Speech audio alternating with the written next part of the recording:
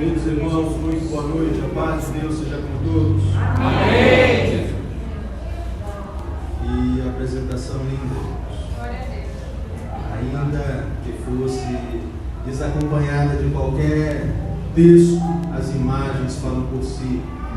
Como as mulheres deste ministério têm procurado servir a Deus, têm procurado fazer a vontade de Deus. Glória a Deus.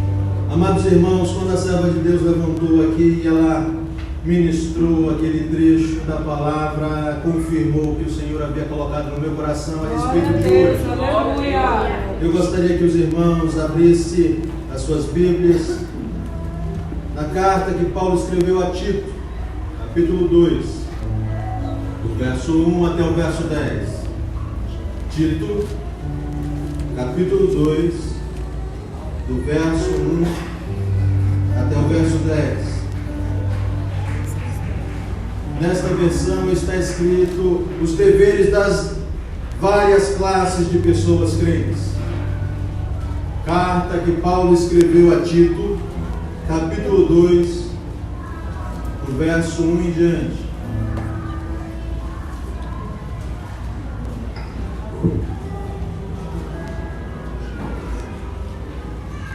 Todos já localizaram, irmãos? Amém. Amém? Iniciemos a leitura.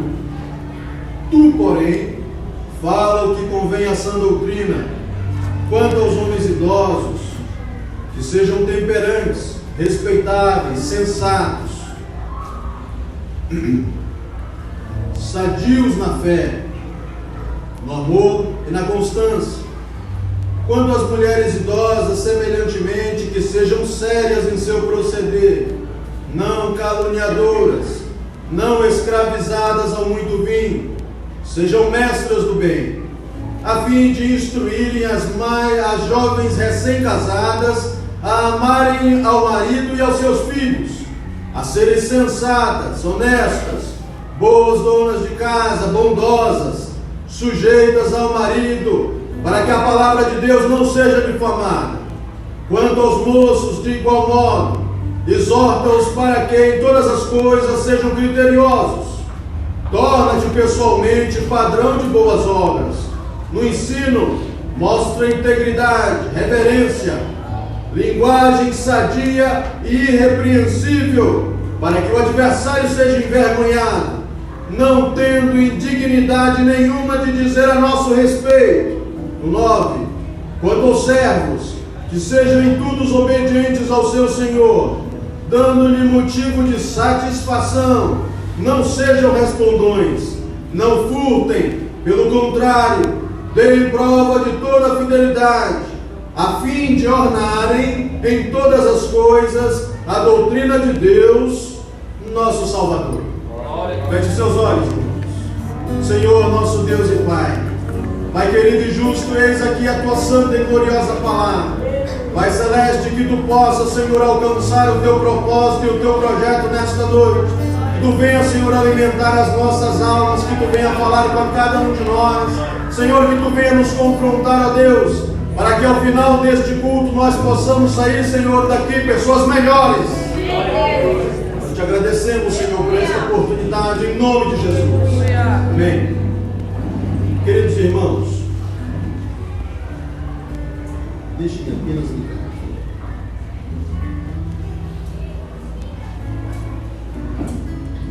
O título da nossa mensagem hoje, irmãos, é como aplicar a doutrina na vida familiar.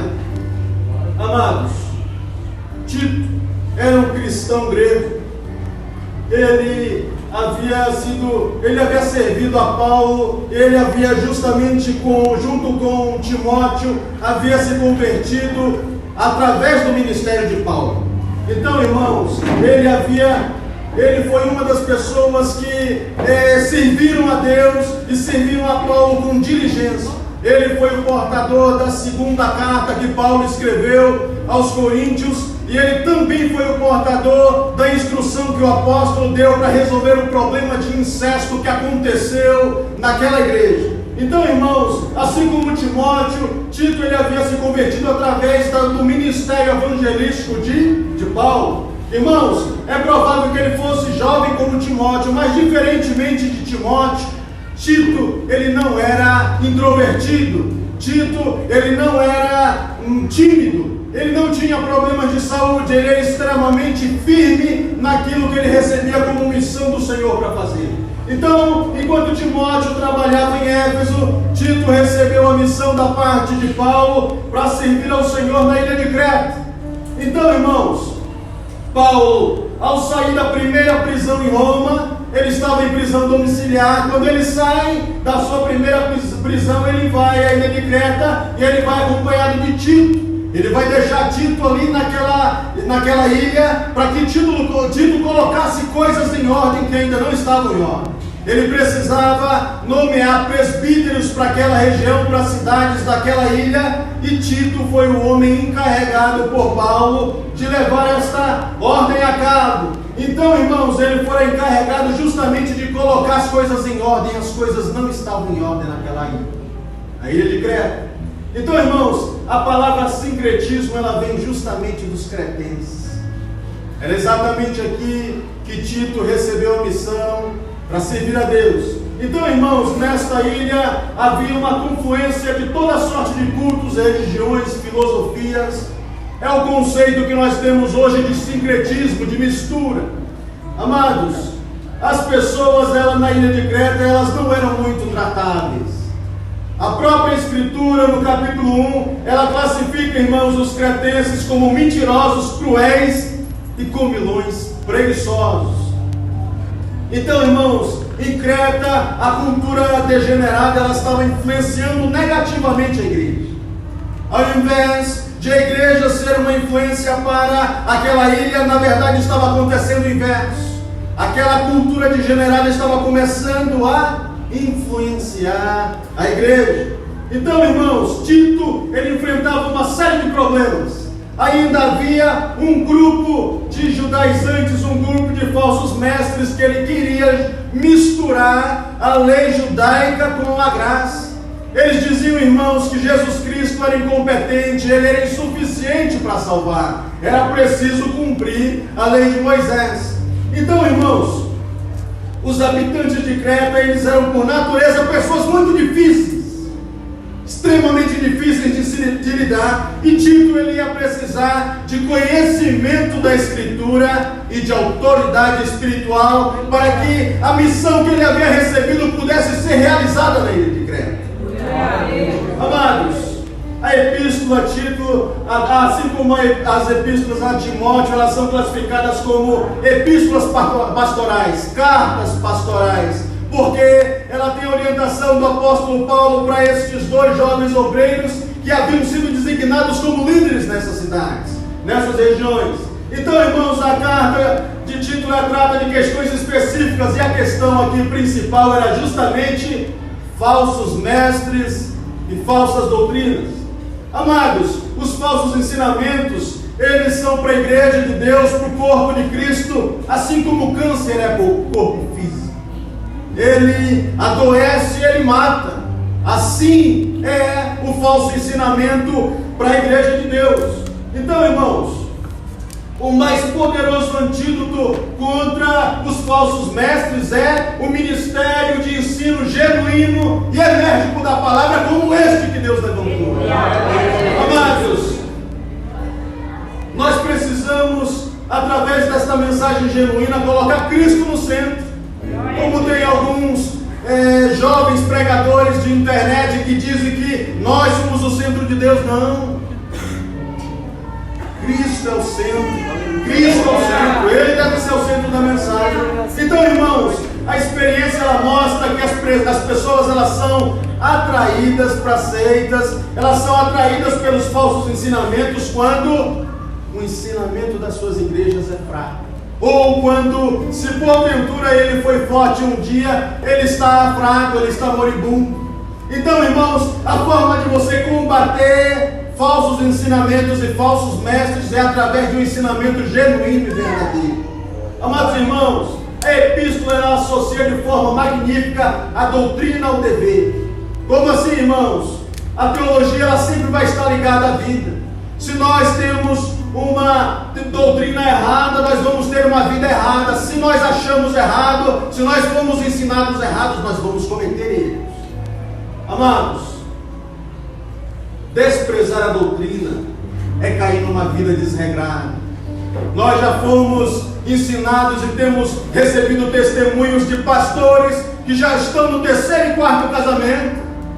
Isso é correto de acordo com a lei de Deus? De maneira nenhuma. Mas eles são falsos mestres e eles procuram ensinar as suas ovelhas com seus falsos ensinamentos.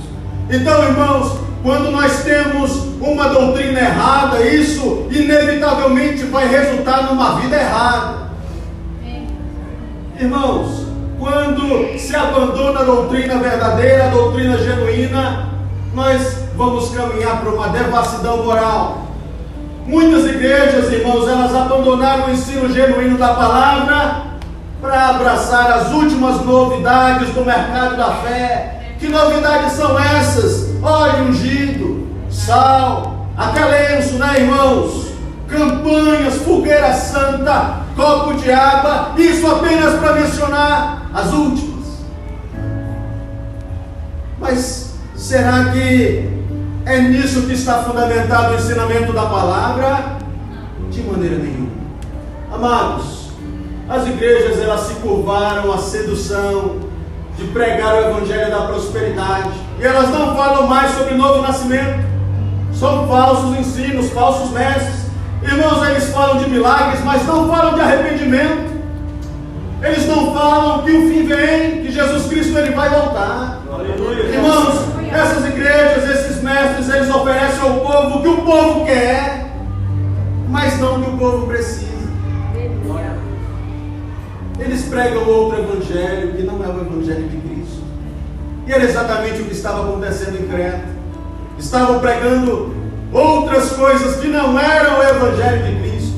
Então, irmãos, nós devemos rejeitar toda sorte de heresia. Nós devemos combater qualquer separação entre doutrina e dever, entre doutrina e vida, porque não é possível ensinar, faça o que eu digo e não faça o que eu faço. Isso não é bíblico. Irmãos, ao contrário dos falsos mestres, o apóstolo Paulo, ele exorta a Tito, e a palavra de Deus, ela nos conclama nesta noite, a que nós possamos, irmãos, falar o que convém à sã doutrina. Iniciemos a exposição do texto, amados. No verso 1, tu, porém, fala o que convém à sã doutrina. Irmãos, o falso mestre, ele não pratica o que ensina. Observe que nós temos uma situação adversativa aqui. Tu, porém. Então Tito ele deveria se distinguir dos falsos mestres, porque os falsos mestres não colocam em prática aquilo que ensinam. Mas o ministro de Deus, ele precisa viver aquilo que ele prega. Aleluia. Todo aquele que ensina, todo aquele que ministra, todo aquele que evangeliza, ele precisa viver aquilo que ele ensina. Porque se ele não vive aquilo que ele ensina, ele é um falso mestre. A palavra de Deus, irmãos, ela nos diz tu, porém. Ou seja, se tu não é um falso mestre, se tu não vive num falso ensinamento, então fala o que convém a essa doutrina. Amados, isso é muito comum no nosso meio. Faça o que eu digo e não faça o que eu faço. Isto não é bíblico. Nenhum ensinamento bíblico se fundamenta nesta expressão que é muito comum no nosso tempo. Isso, irmãos, é válido para cada um de nós no ministério que o Senhor concedeu a nós como chefes e mães de família. Na educação dos nossos filhos, nós não podemos ensinar aquilo que nós não vivemos. Nós precisamos ser padrão para os nossos filhos. Irmãos, não pode haver uma dicotomia entre ensino e comportamento, entre teologia e vida. Você não pode dizer que crê em algo, você não pode ensinar algo e viver outra coisa completamente diferente. E é exatamente isso que o Senhor ele está nos ensinando nesta noite, irmãos. O Senhor está nos ensinando que nós devemos viver em coerência com aquilo que nós temos sido ensinados e em coerência com aquilo que nós ensinamos. foi o que Deus deu na boca da serva de Deus no início. Se nós somos servos de Deus, se nós verdadeiramente cremos em Deus e cremos que Ele vai voltar para buscar os seus, como podemos viver uma vida completamente desregrada, sendo uma bênção dentro do tabernáculo, dentro da congregação e fora, sendo como o resto do mundo? Amados, nós devemos viver em coerência, especialmente para aqueles que estão em posição de anunciar a palavra de Deus, de evangelizar, de ministrar, de ensinar. Ai de nós, irmãos, o Senhor está nos ensinando a viver em coerência com a doutrina que nós temos sido ensinados. Ainda no verso 1, fala o que convém a essa doutrina. Irmãos, a palavra sã, ela é um termo médico, e ela indica que algo está livre de enfermidade e de corrupção. Então, irmãos, a igreja não deveria ficar apenas na defensiva, combatendo os falsos mestres. Ela deveria ensinar a verdade. Ela deveria se empenhar no ensino da verdade.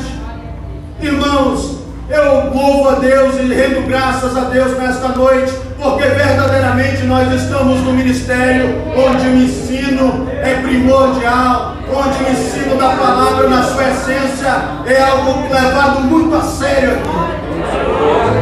Sã doutrina, irmãos, o que não é são está enfermo. E aqui, irmãos, nós temos sido ensinados na sã doutrina. Amado, a saúde espiritual da igreja, ela está diretamente relacionada à questão do ensino genuinamente bíblico.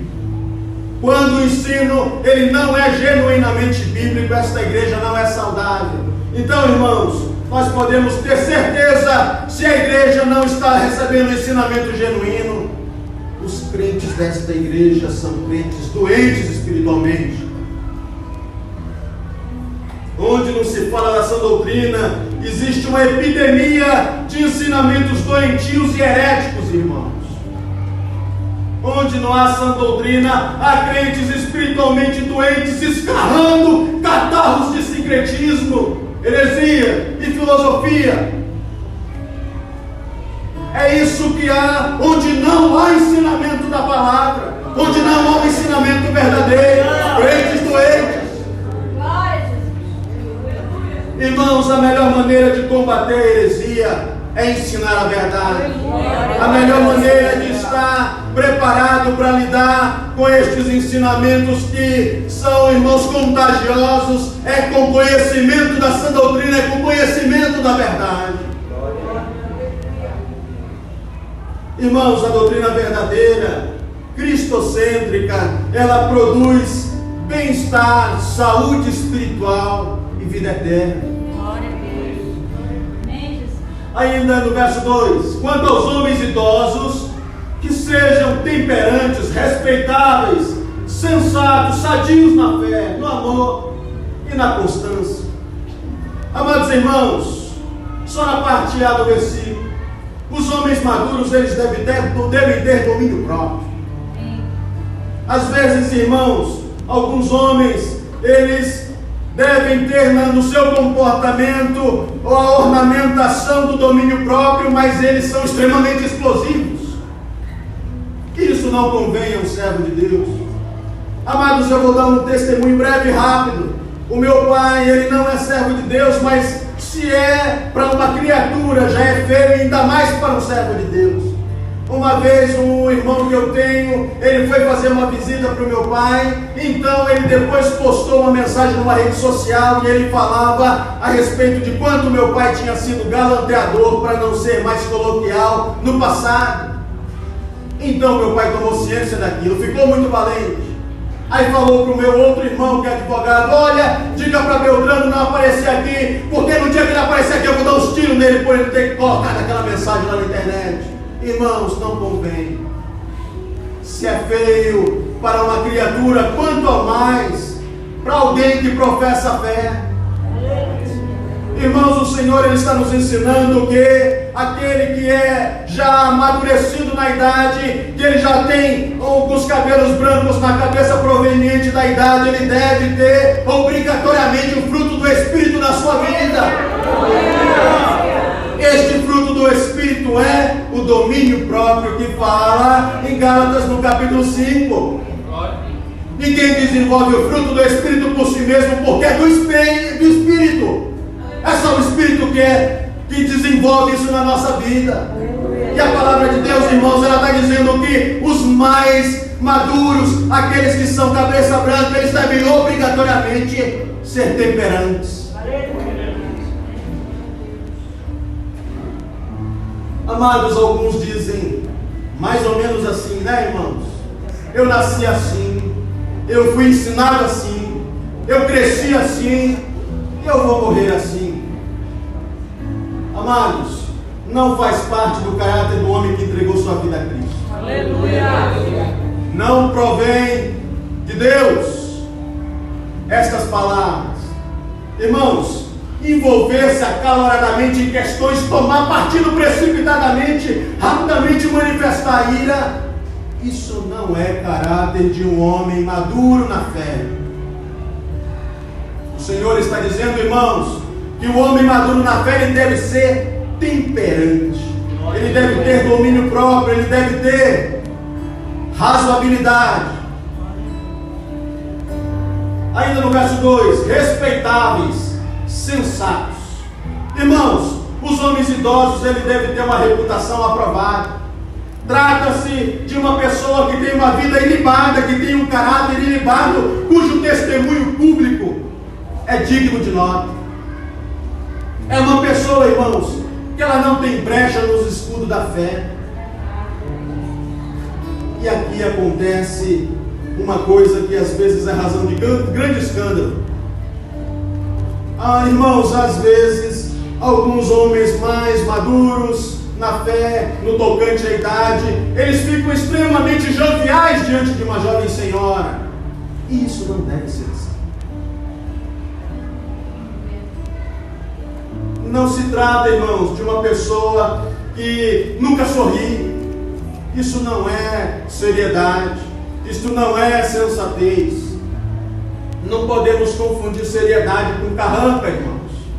O Senhor, Ele está orientando que os mais maduros, eles devem ser sensatos, sérios, sóbrios, respeitáveis.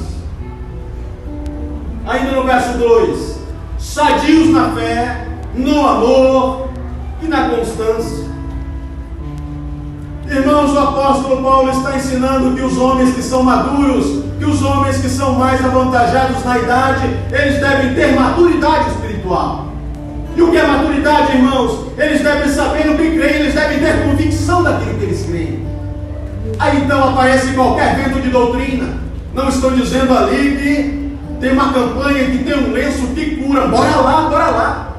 Não, irmãos. Se você foi ensinado na sã doutrina, o que se espera de você é o equilíbrio, é a moderação, é a respeitabilidade, é a sensatez de um homem maduro. Aleluia. Irmãos, a maturidade cristã ela tem a ver com a teologia que abraçamos, ou seja, com ensinamentos que nós recebemos. Tem a ver também, irmãos, com o relacionamento com os nossos irmãos. Que história é essa que você crê muito em Deus, mas não pode lhe tocar, que você fique como um porco espinho? É errado. Não, mas eu era assim. Não importa o que você era, o que importa é que Cristo define que você seja. Irmãos, o Senhor está nos ensinando que os homens mais velhos, eles devem mostrar pela sua vida um comportamento que está de acordo com a sã doutrina. É isso que o Senhor está nos ensinando nesta noite. No verso 3, quanto às mulheres idosas, semelhantemente que sejam sérias em seu proceder, não caluniadoras, não escravizadas a muito vinho, sejam mestras do bem. Amados, prestem bem atenção só na parte A. quanto as mulheres idosas, semelhantemente, sejam sérias em seu proceder. Então, irmãos, as mulheres idosas, elas devem ser cuidadosas quanto à sua maneira de viver. Ou seja, elas devem ter uma vida irretocável, elas devem ter um procedimento de vida absolutamente impecável. Quem diz? É a minha filosofia? Não, é a palavra. Isso é o que o Senhor ordena, isso é o que a Escritura ordena, é o que o Senhor ordena através da sua palavra para todas as mulheres idosas. Quanto as mulheres idosas não sejam escravizadas ao vinho. Irmãos, a palavra de Deus, ela nos diz que as mulheres idosas, elas devem evitar a embriaguez. Nos tempos de Paulo, era muito comum as mulheres abusarem do vinho em casa. Isso não é muito comum no dia de hoje, no nosso tempo. Isso é mais próprio dos homens, não das mulheres. Mas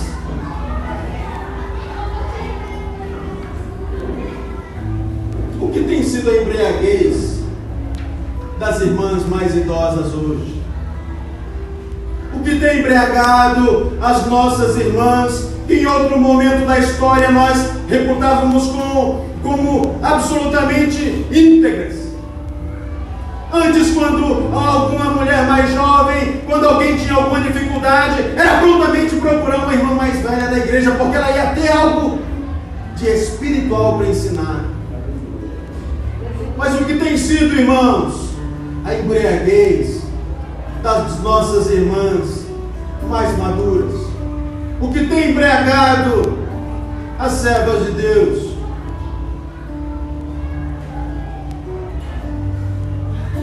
O que tem embriagado as servas de Deus? O tempo que deveria ser despendido para oração, nos capítulos das novelas. Não, hoje eu não posso, porque vai passar uma cena importante. O que tem embriagado as servas de Deus quando deveriam ser referência em oração? O que tem embriagado as servas de Deus? Ainda no versículo 3: quanto às mulheres idosas, sejam mestras do bem. Irmãos, elas devem ser aptas para ensinar. As mulheres mais velhas, elas devem ser não somente aptas a praticar o bem, mas elas devem ser mestras do bem. Olha a responsabilidade, irmãos, que o Senhor, Ele está nos exigindo. O Senhor está falando com várias classes de crentes nesta passagem, para que nós possamos viver em conformidade com aquilo que é a sã doutrina. Irmãos, elas deveriam ficar na presença de Deus e permitir que a presença de Deus nas suas vidas, ela pudesse ser transparente para quem a cercasse. É exatamente isso que o Senhor está requerendo de cada uma de nós, de cada um de vocês. No verso 4: a fim de instruírem as jovens recém-casadas a amarem ao marido e a seus filhos. Irmãos, as mulheres idosas, elas devem ensinar as mais jovens a amar os seus maridos. Parece muito óbvio, né, irmãos? Mas não é. Então a experiência de vida das irmãs mais idosas, ela deve servir não somente a si mesmas, mas ela deve servir justamente para o ensino. Amados, prestem bem atenção. O Senhor não me chamou para ministrar a palavra. Eu creio, é possível, porém o ensino é um ministério dado a todos. Porque com a experiência de vida, com a experiência que o Senhor já permitiu de enfrentar tantas situações, aqueles que são os mais idosos, que são mais maduros, eles devem ensinar os mais novos. E aqui, irmãos, o versículo está falando especificamente que aquelas irmãs que são mais experientes, elas devem ensinar as mais novas. Irmãos, elas não deveriam ser apenas exemplos, elas deveriam instruir as mais novas a amar os seus maridos. Irmãos, em alguns momentos acontece algo muito terrível. Algumas Algumas irmãs mais jovens, elas adquirem a oportunidade de trabalhar, ou até mesmo de fazer uma faculdade. Então, irmãos, algumas delas começam a se sentir encantadas com este mundo novo, com este mundo de pessoas novas. Então o marido começa a ficar chato. Então, irmãos, ela começa a pensar que não ama mais o marido. E aí, de repente, o marido se tornou um chato de galocha e ela não mais ama o marido, porque ela conheceu uma série de pessoas novas. E aí, o pior acontece. Irmãos, o Senhor está nos ensinando que as irmãs mais maduras, as mais idosas, elas devem ser conselheiras das mais novas, para que as famílias possam permanecer unidas e íntegras. Quando alguma mais nova tiver com este tipo de seta lançada pelo adversário das nossas almas, aí a mais velha vai lá. Não é assim, minha filha. Você pensa que não ama. Se você levar a cabo esta situação, o adversário pode ceifar a vida de vocês, Deus vai pesar a mão. E é isso que se espera daquelas irmãs que são mais velhas, que elas possam ensinar as mais novas, que elas possam ensinar que aquele mundo novo, aquele mundo encantado, colorido, que às vezes os mais novos, tanto os homens quanto as mulheres enxergam, ele é cinza no final. Que aquele docinho do início, ele é amargo como fel no final. Ainda no verso 4, a fim de instruírem as jovens recém-casadas a amarem seus filhos. Irmãos, você está sendo redundante. Não, irmãos, você verá que não. Parece uma orientação extremamente óbvia, mas não é. Irmãos, o amor é normalmente o que se espera de uma mãe para com um filho, mas nem sempre é o que acontece. Porque, irmãos, a mãe moderna, ela diz: eu amo demais o meu filho para lhe dar umas palmadas. Eu não bato no meu filho. Será que isso é demonstração de amor, segundo a Escritura? Olha o que a Escritura diz, irmãos: o que retém a vara aborrece ao seu filho, mas quem o ama cedo disciplina. Irmãos, a ausência de disciplina não é amor, é desamor. A mãe jovem, que ela acredita que ela não disciplinando o filho, ela está demonstrando amor, ela está errada. E quem vai instruir isso? A mais velha, a mais idosa, a que tem sabedoria. Minha filha, dê uma tapa nesse menino. Às vezes as mais novas pensam que não é desta maneira, né, irmãos? Nós não estamos ensinando ninguém a espancar os seus filhos. Só que a palavra de Deus, irmãos, ela nos ensina que nós devemos disciplinar os nossos filhos. Irmãos, o não, dizer não, a repreensão e a correção e umas palmadas oportunas, elas são demonstrações verdadeiras de amor. Isso está dentro do âmbito de amar os seus filhos, embora pareça óbvio.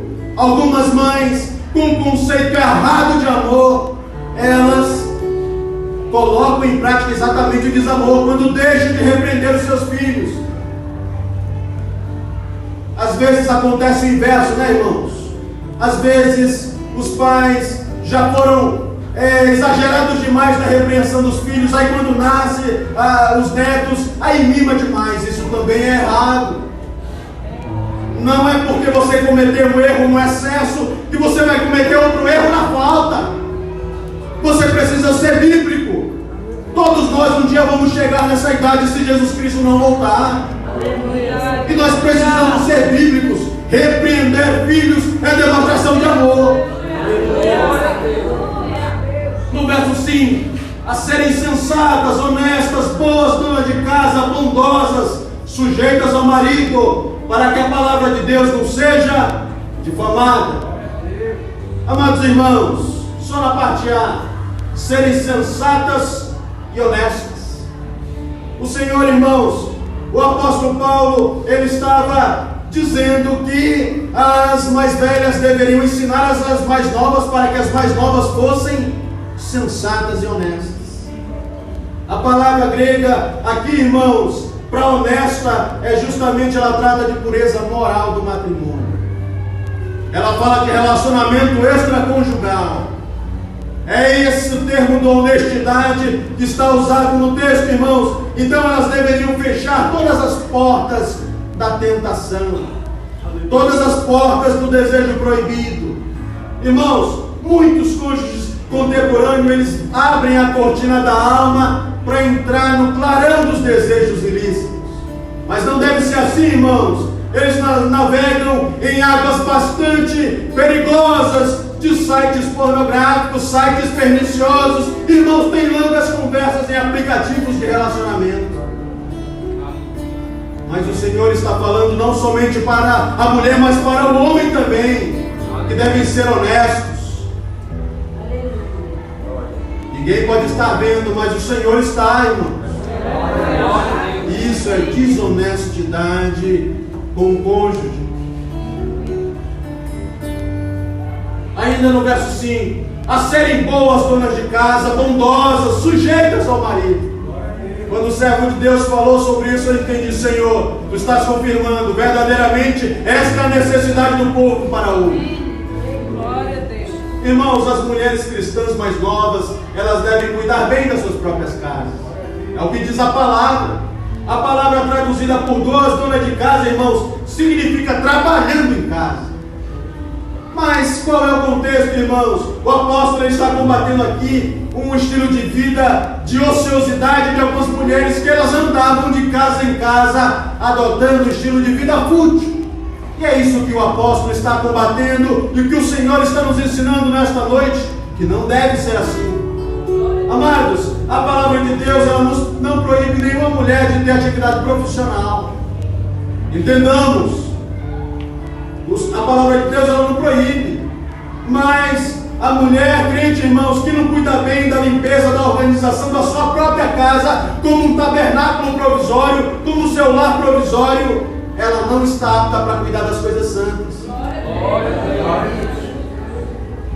Irmãos, a teologia, ela não pode ser dissociada da vida. Você não pode ser uma bênção para pregar e a tua casa ser uma desordem. Irmãos, a nossa vida, ela deve traduzir aquilo que nós acreditamos. A nossa vida deve estar em coerência com a nossa fé. Será que nós temos exemplos na Escritura que o tabernáculo era uma imundície? Quando a Escritura nos refere a respeito do tabernáculo, o tabernáculo normalmente não é um ambiente extremamente organizado e limpo.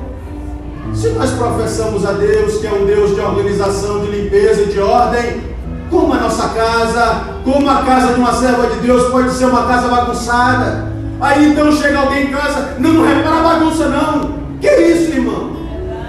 Está errado. E é incoerente com a fé. Irmãos, o Senhor está nos ensinando nesta noite que casa de crente tem que ser organizada.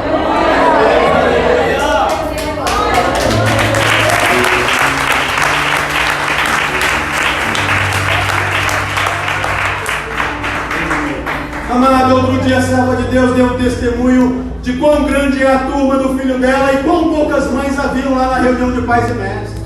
E aquilo me chamou a atenção.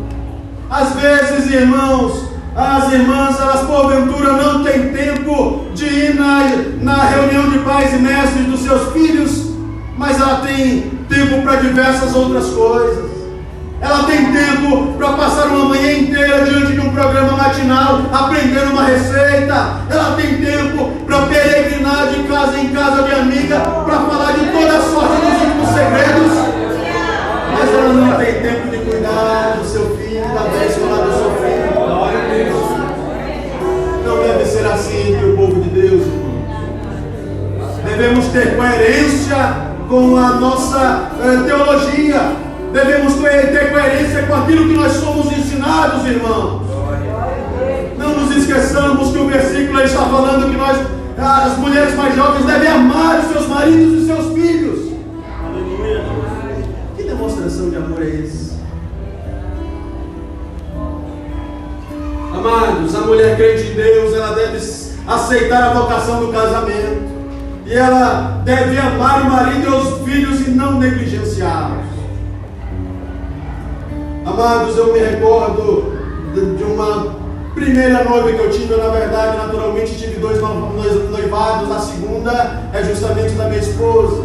E a minha primeira noiva, ela falava assim: é porque eu sou baiano, irmãos, e caso os irmãos não entendam, os baianos têm grande dificuldade de tomar banho frio.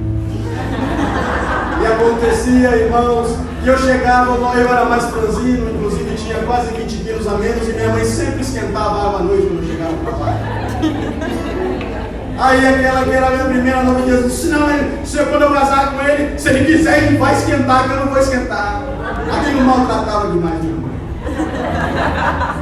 Falta de sabedoria. E ela compartilhava da mesma graça. Não tinha entendido nada do Evangelho, certamente. Não deve ser assim. Ainda no verso 5, irmãos: para que a palavra de Deus não seja difamada. Amados, as mulheres cristãs, elas devem se sujeitar ao marido para a glória de Deus. Esta é a razão pela qual a palavra, uma das razões pela qual a palavra fala que é preciso que a mulher se submeta. O projeto de Deus no casamento, irmãos, não é a dominação do superior sobre o inferior, de maneira nenhuma. É do amor sacrificial. É do amor que Cristo teve para com a igreja e deu a sua própria vida para ela. Amados, a motivação da conduta da mulher crente é para que a palavra de Deus não seja difamada. Sabe o que isso nos ensina, irmãos? Que a insubmissão da esposa ao marido é um escândalo para o Evangelho.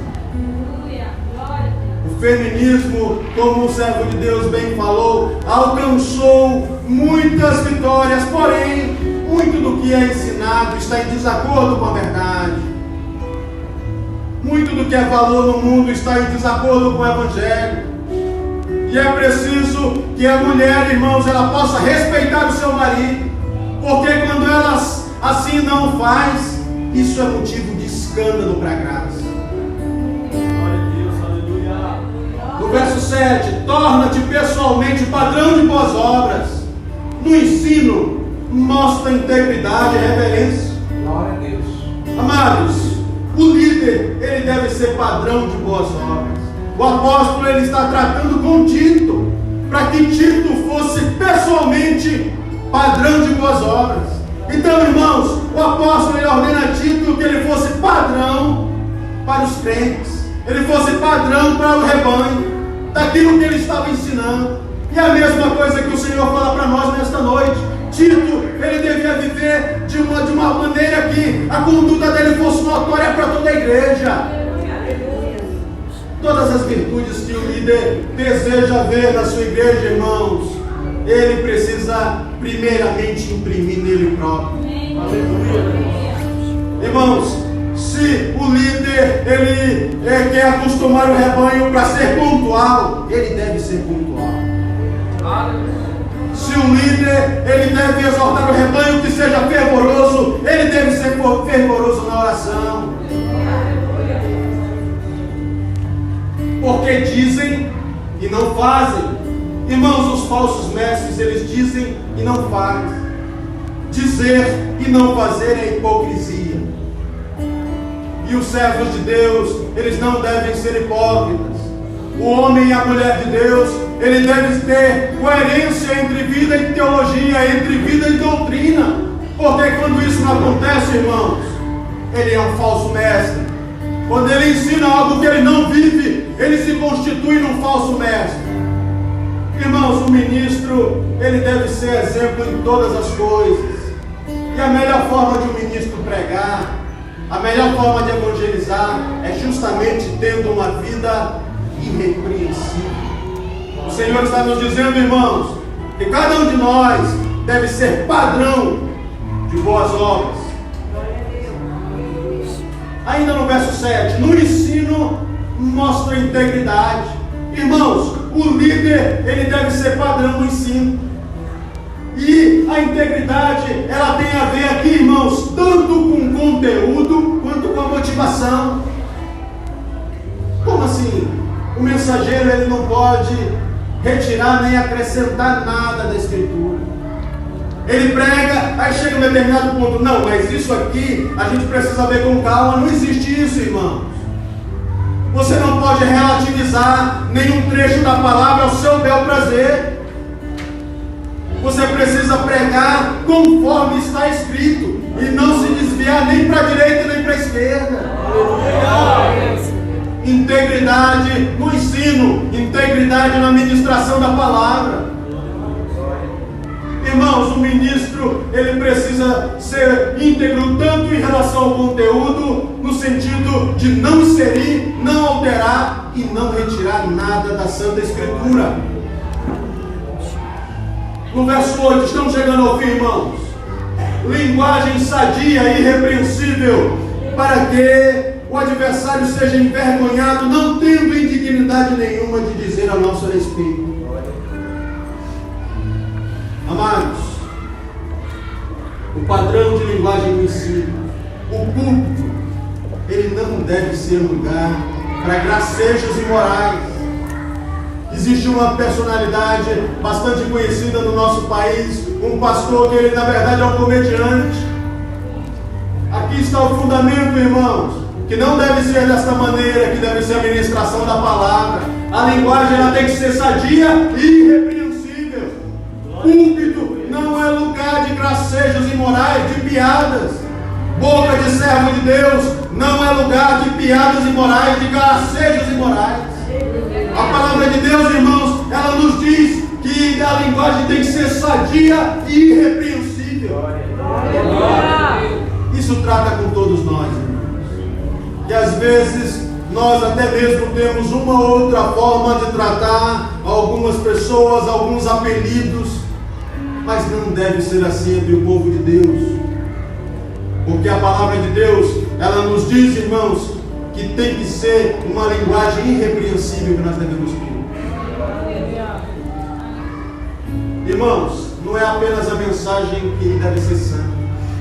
Não é apenas o conteúdo que deve ser santo. A forma de transmitir o conteúdo deve ser igualmente santo.